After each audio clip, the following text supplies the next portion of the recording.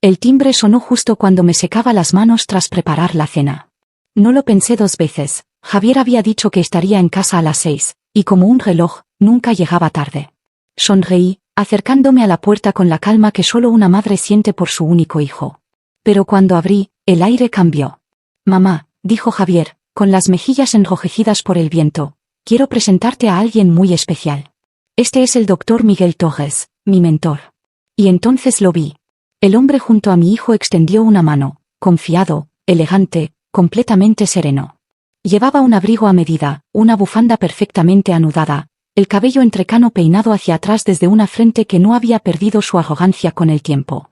Su rostro era más afilado ahora, algo envejecido, pero esos ojos. Esa sonrisa. Congelados. Grabados en la parte de mí que aún gritaba por las noches. La garganta se me secó. Dio un paso adelante, con la mano aún en el aire.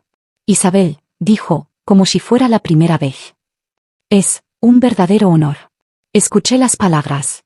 Incluso asentí. Pero dentro de mí, algo antiguo y ardiente se quebró. Porque conocía esa voz. Conocía esa sonrisa. Conocía a ese hombre. Marcos García. Mi esposo. Mi monstruo.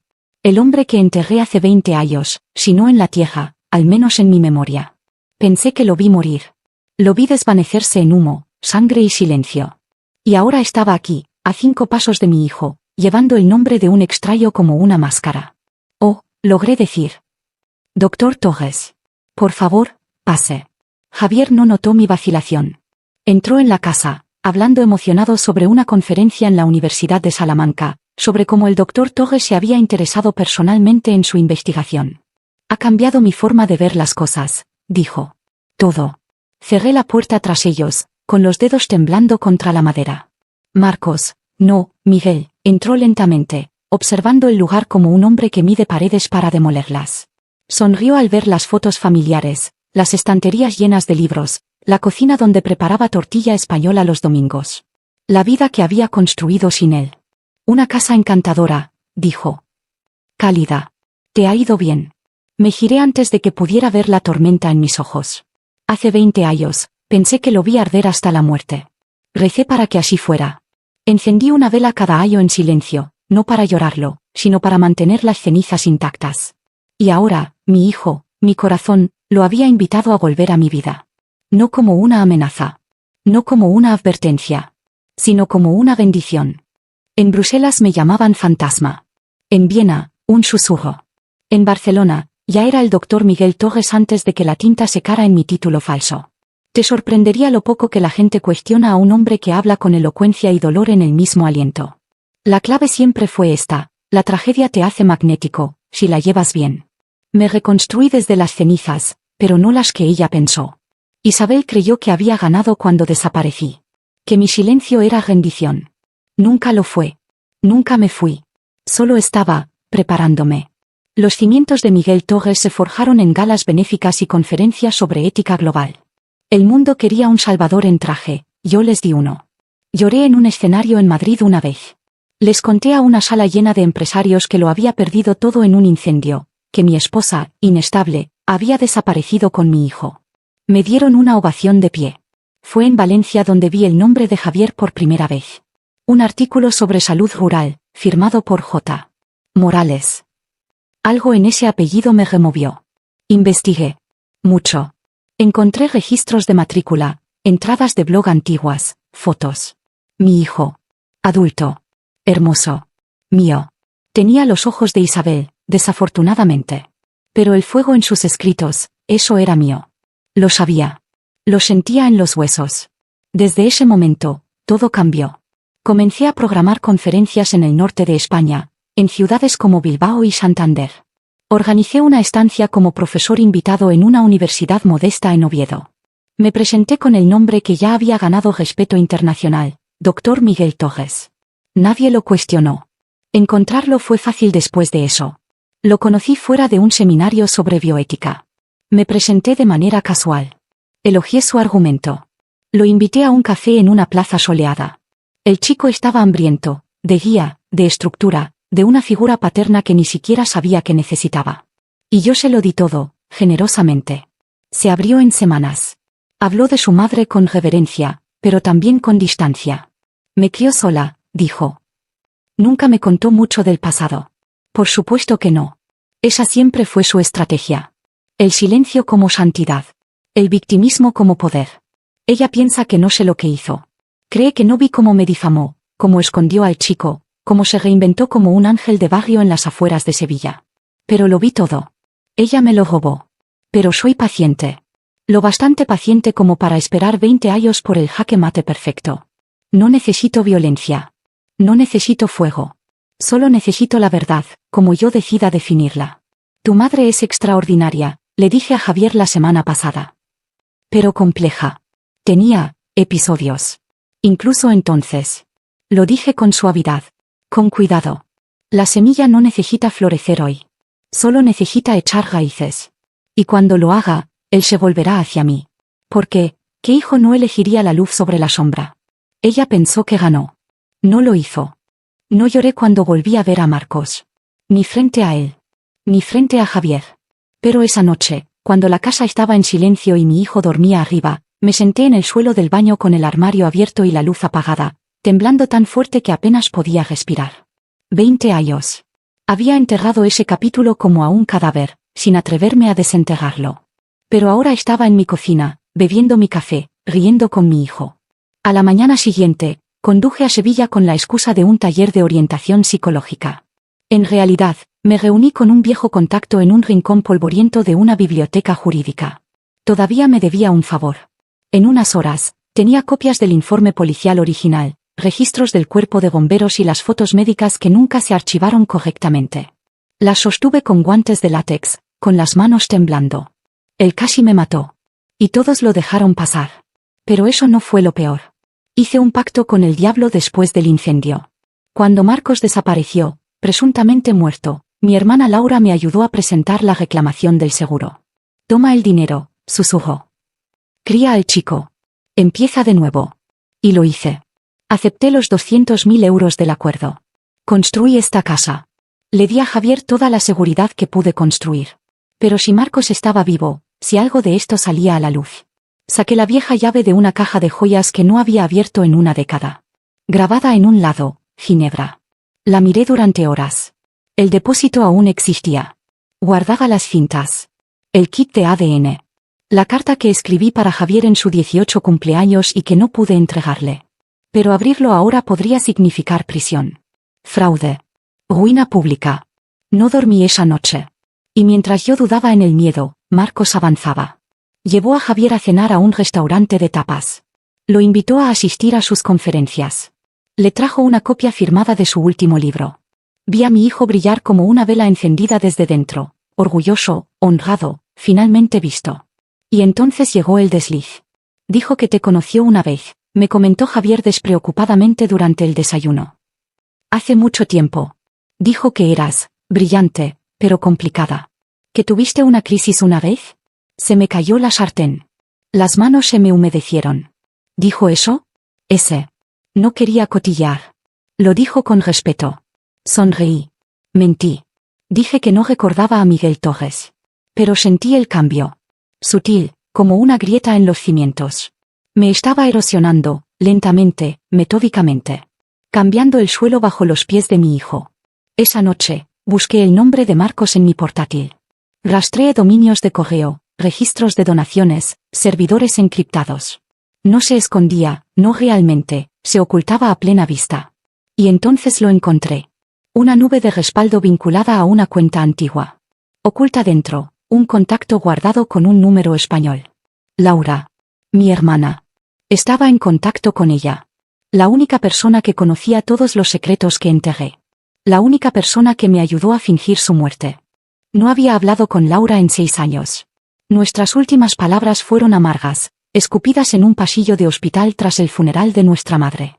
Pero algunos silencios no significan paz, solo que algo está esperando a pudrirse.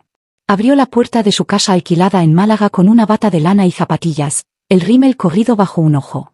Olí el whisky viejo antes de ver el vaso en su mano. Mira lo que trajo el gato, dijo.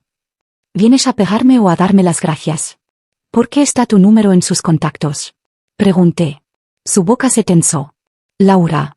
Suspiró y se hizo a un lado.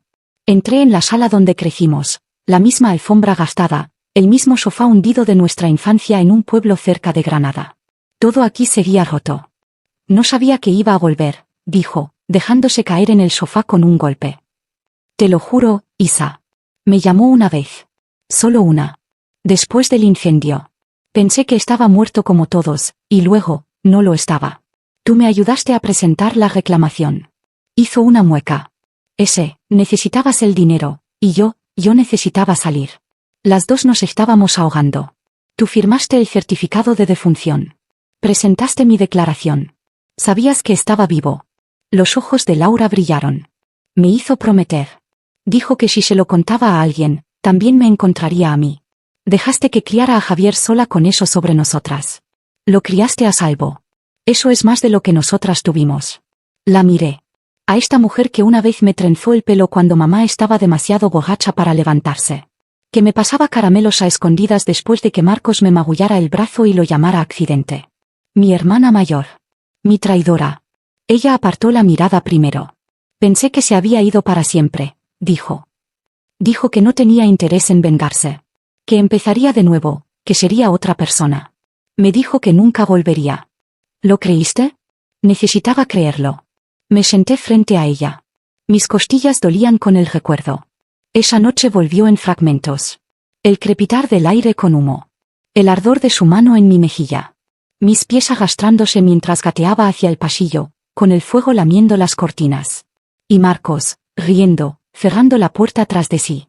Le dije a la policía que fue un fallo eléctrico. Al jefe de bomberos, que me había quedado dormida. Nadie hizo demasiadas preguntas. Laura se encargó de los papeles. No les conté lo de los moratones. Ni cómo me encerró. Ya había decidido que nadie me creería. No podía arriesgarme a perder a mi hijo. Dijo algo una vez, murmuró Laura, mirando su vaso. Dijo que si alguna vez volvía, no movería un dedo. No lo necesitaría. Dijo que la forma más inteligente de matar a alguien es hacer que parezca loco. Hacer que las personas que ama dejen de confiar en él. Me levanté lentamente. Entonces ya está a medio camino, dije. Porque Javier ya me miraba diferente. Y Marcos ni siquiera había alzado la voz. La llave estaba fría en mi palma mientras entraba en la sala de bóvedas en Ginebra. La banquera, una mujer mayor con ojos amables y sin preguntas, me guió a través de 2 capas de seguridad antes de entregarme la caja negra. La llevé a una sala privada. Mis dedos temblaron al abrir el sello. Dentro, todo lo que había enterrado me miraba como fantasmas congelados en el tiempo. Un sobreacolchado con un kit de paternidad de 1999. Polaroids de moratones en mis brazos, garganta, costillas. Una cinta etiquetada solo con la fecha, 17 de mayo. Y en el fondo, envuelta en pergamino amarillento, la carta. A Javier. En tu 18 cumpleaños. La había escrito con manos temblorosas y nunca tuve el valor de enviarla. Releí la carta primero. Era cruda. Demasiado cruda. Una confesión escrita no con amargura, sino con dolor. Las palabras de una madre que amaba a su hijo lo suficiente como para mentirle cada día de su vida. Coloqué los objetos cuidadosamente en una carpeta nueva y salí de Ginebra conteniendo la respiración durante todo el vuelo a casa. 2 días después, comenzó. Llegó un sobre blanco por mensajería, dirigido no a mí, sino a la herencia de Marcos García. Era una petición legal. Marcos, Miguel, había solicitado reconocer retroactivamente la paternidad de Javier Morales. Alegaba que Isabel Morales le había negado el acceso legítimo a su hijo biológico durante más de 2 décadas. Quería restaurar los derechos de custodia. Incluso ahora. Miré las palabras como si fueran veneno filtrándose por el papel. Cuando Javier llegó a casa esa noche, parecía confundido. Herido. Colocó el sobre en la mesa de la cocina como si pudiera explotar. Dice que es mi padre, dijo en voz baja. Y que tiene pruebas. ADN. Asentí. Lentamente, entré en mi habitación y regresé con la carpeta. La que había llevado a través de océanos.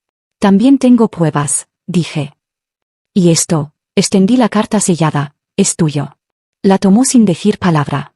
No voy a explicarlo, dije. No me creerías si lo hiciera. Pero deberías leer eso. Y cuando estés listo, no pude terminar. Mi voz se quebró. Merezco la verdad, susurró. La mereces, dije. Pero también mereces escucharla de alguien que no ha pasado su vida perfeccionando mentiras. Salí de la habitación. Mis rodillas apenas me sostenían. No miré atrás. Esa noche, me senté en el pasillo fuera de mi dormitorio. La cinta sonaba en la habitación de Javier. No podía escuchar las palabras, solo el siseo amortiguado y algún pico ocasional de emoción. Luego, silencio. Esperé. La puerta crujió al abrirse. Me puse de pie, con el corazón latiendo, conteniendo el aliento. Pero Javier no dijo nada. Pasó junto a mí. Su rostro estaba pálido. Sus ojos, indescifrables. Sostenía la carta en una mano y la cinta en la otra. Se detuvo en la puerta principal. Y entonces, sin girarse, susurró: ¿Por qué no me lo dijiste antes? No esperó la respuesta. Se fue. Y por primera vez en 20 años, me di cuenta, había hecho todo para protegerlo del monstruo de nuestro pasado. Pero nunca consideré el día en que él podría ir a buscar al monstruo por su cuenta.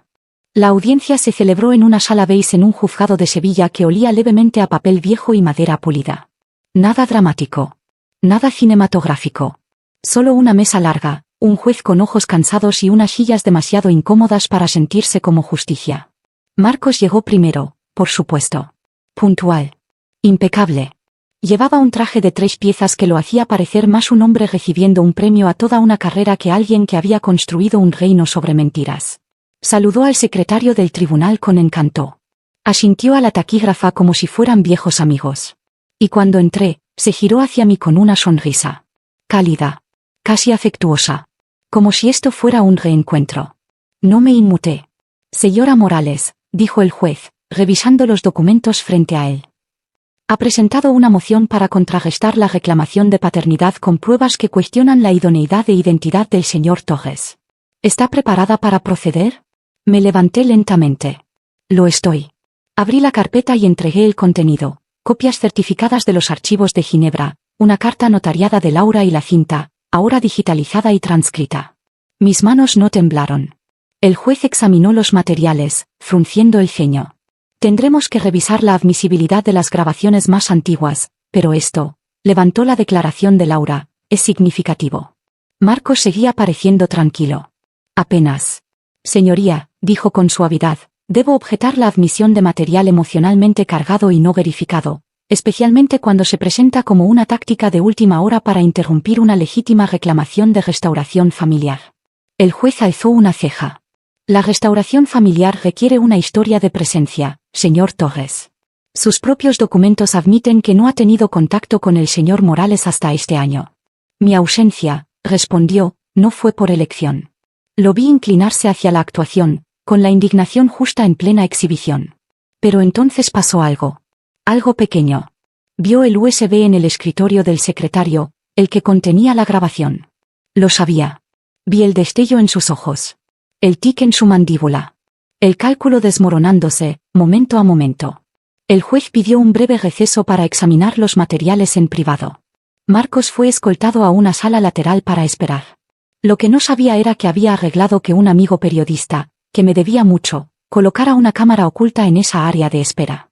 Cuando el juez regresó, su expresión había cambiado. Por favor, tomen asiento, dijo. No habló de inmediato. Solo golpeó el borde de la transcripción con un bolígrafo. En la grabación, la voz del señor Torres es claramente identificable. Sus declaraciones son amenazantes, explícitas y consistentes con un intento de daño. Además, la declaración proporcionada por la señora Laura, quien apoya la alegación de que el señor Torres fingió su propia muerte para evitar un proceso. Dado el peso de estas pruebas, justo entonces, las puertas del tribunal se abrieron. Javier entró. Caminó por el pasillo, tranquilo y firme, y colocó una carpeta en el escritorio del juez. Prueba de ADN, dijo. Hice otra. Con un laboratorio independiente. Los ojos de Marcos se iluminaron. Pero Javier no se sentó a su lado. Se giró hacia la sala y habló con una voz que apenas reconocí, firme, pero llena de algo que hizo que me doliera el corazón. Quería creer que podía ser bueno, dijo. Que era alguien a quien podía admirar. Que tal vez la sangre significaba algo. Pero no es así. Miró directamente a Marcos.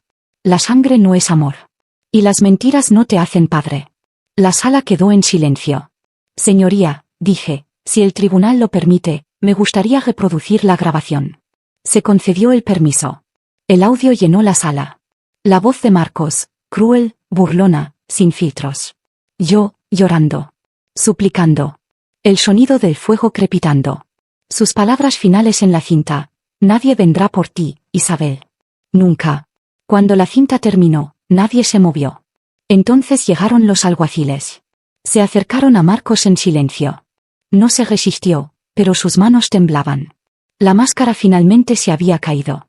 El juez leyó los cargos: perjurio, fraude de seguros, intento de asesinato, robo de identidad. Y mientras lo esposaban, me levanté. No me rompiste, dije, lo bastante alto para que solo él me oyera. Me afilaste. Y por primera vez en su vida, Marcos no tuvo respuesta. La habitación del hospicio en Málaga olía a lilas y lejía. Laura parecía más pequeña de lo que recordaba, su cuerpo hundido en la cama, la piel pálida y suave como papel de cera.